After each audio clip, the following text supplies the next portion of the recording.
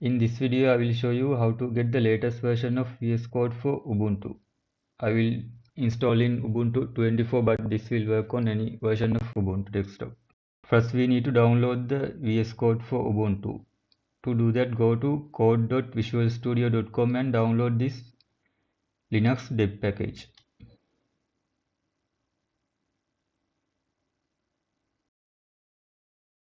Once the download is finished, open a terminal and move into the folder where you save the deb package and install it using apt install command. And when you specify the package name, put a / before the file name like this.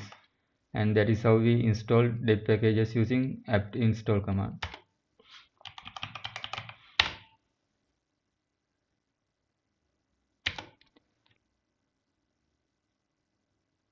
And that's it. We have now VS Code on Ubuntu.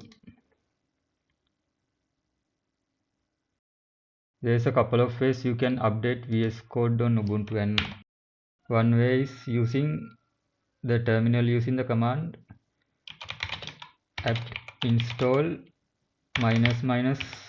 only upgrade code.